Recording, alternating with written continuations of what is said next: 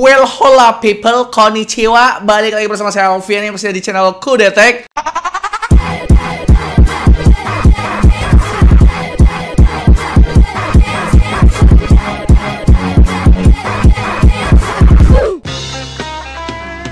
Dan ya kemarin sempat terkena hack ya channel saya, makanya tidak upload video selama beberapa hari ini, hampir 1 minggu ya kan. 1 minggu lebih ding.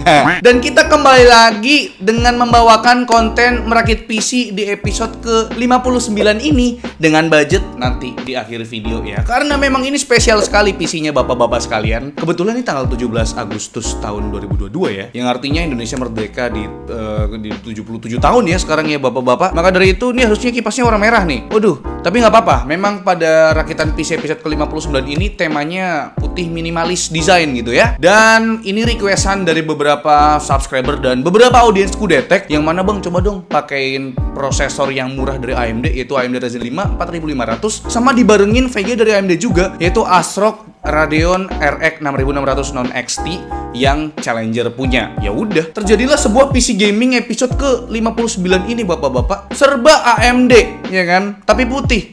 Ya pas ya, merah putih. Kubunya merah, prosesornya merah, VGA-nya merah, tapi temanya putih bersih karena kita ya bersih lah ya gitu.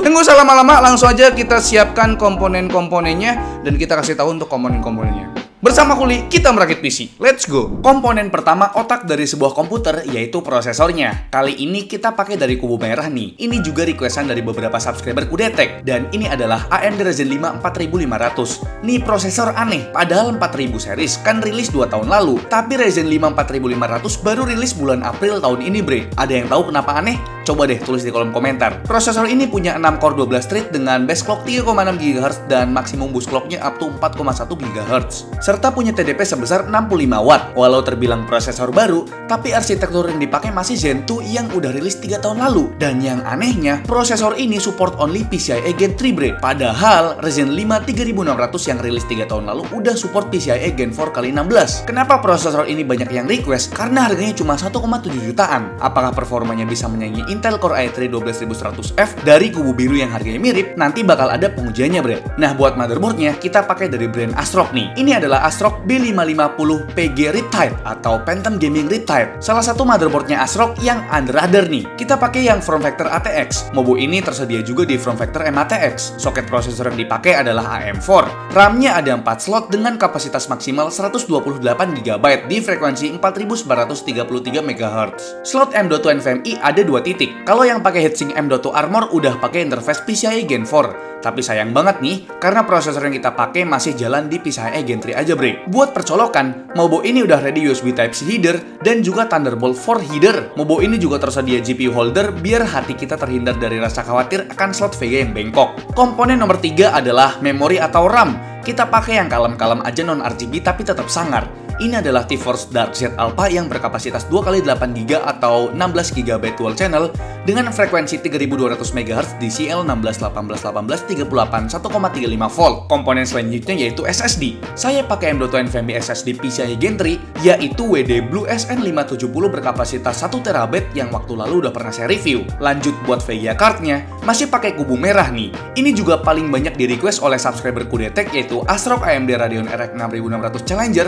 dengan VRAM 8GB DDR6. Kenapa banyak di request? Karena harganya sekarang udah murah banget dan udah punya encoder buat live streaming. Tampil dengan 2 fan berdiameter 9 cm yang punya fitur fan stop. Unitnya didominasi warna hitam dengan sedikit aksen silver. Sisi belakangnya ada backplate berbahan metal tapi nggak full karena emang heatsinknya ekstra panjang. Buat output displaynya ada 3 buah display port 1.4 dan 1 port HDMI 2.1. VGA ini punya TDP sekitar 132 watt dan butuh 1x8 pin power. Komponen ke-6 adalah coolingnya. Di sini kita pakai all-in-one liquid cooler dari PC Cooler yaitu PC Cooler GE CL240 ARGB yang White Edition. Buat saya, ini liquid cooling yang menarik dari sisi harga karena di toko ijo bisa kalian dapatkan di bawah 800 ribuan aja. Kapan lagi kan ada all-in-one liquid cooler 240 mm yang support RGB sync di harga yang murah ini bre. Di paket pembelian kita dapat unit coolernya. Terus ada 2 buah fan radiator dan ada 2 pack plastik yang berisi perkabelan sama perbreketan serta user manualnya. Buat desainnya full putih bre,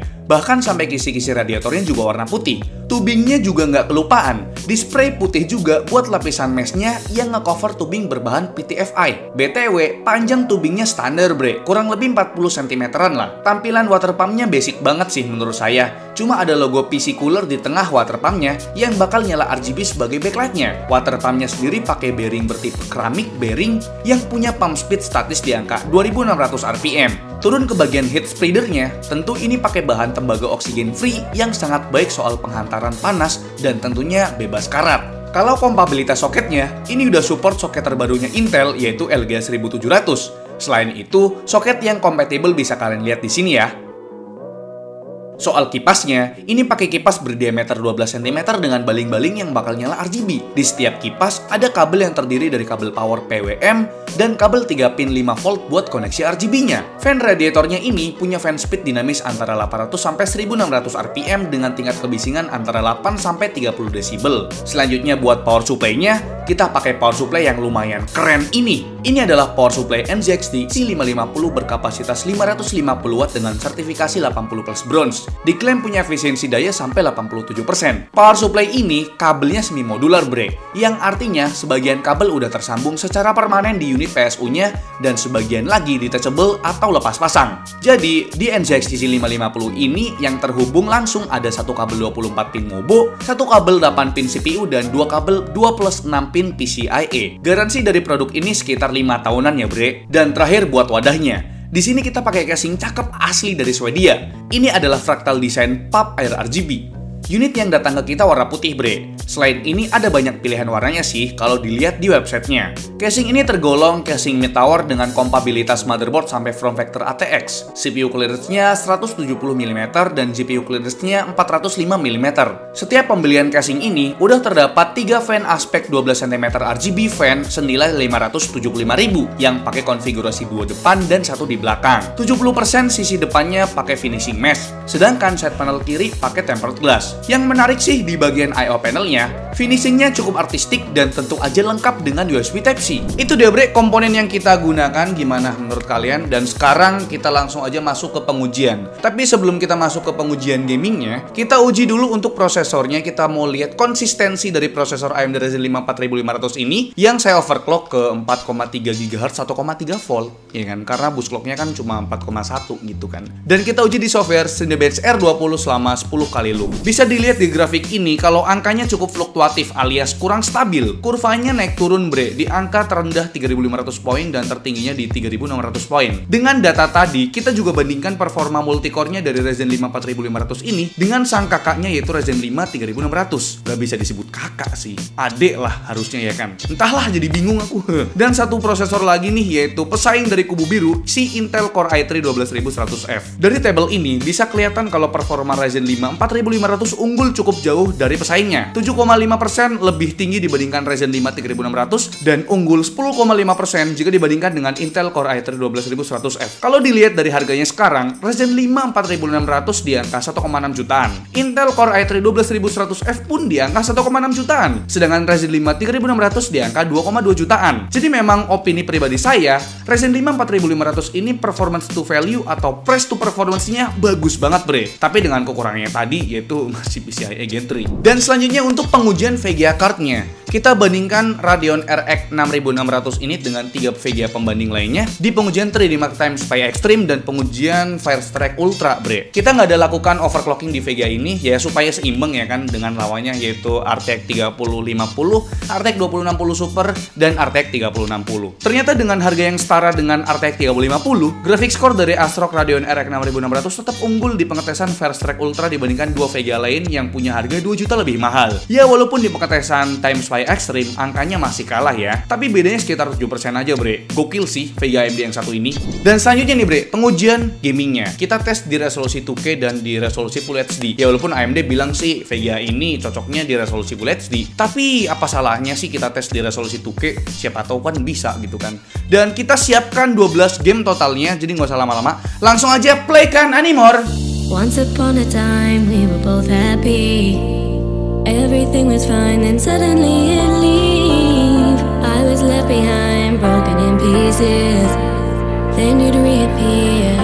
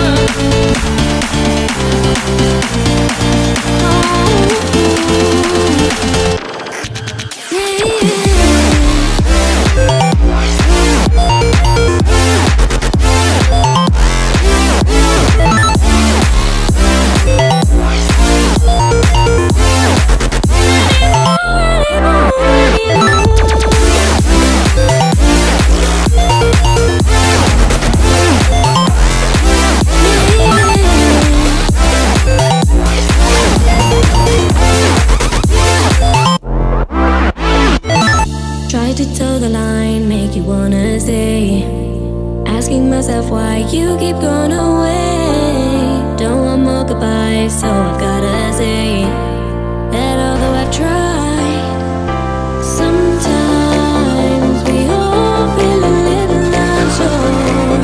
We don't really know what we're here for, but I've got to move on, and I don't wanna know if you feel it too. Your chances are gone, and I don't need you anymore, anymore.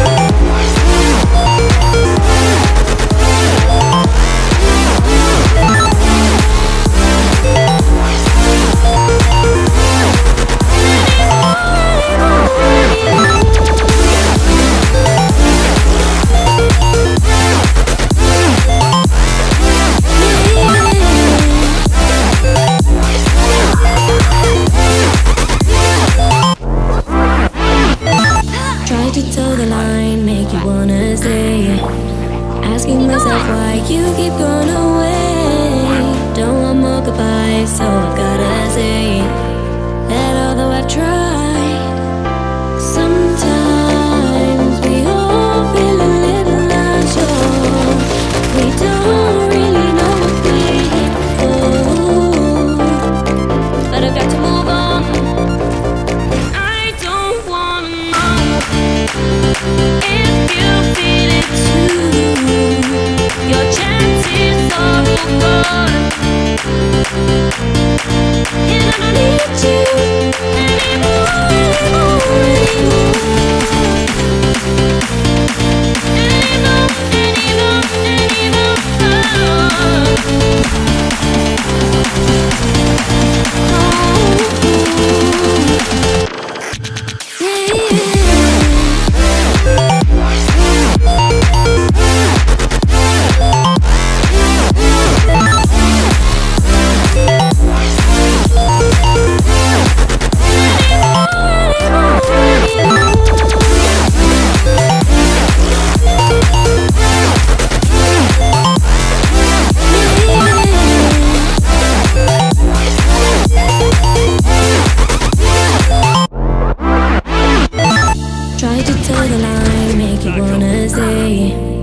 asking myself why you keep going away. Don't want more goodbyes, so I've gotta say that although I've tried, sometimes we all feel a little.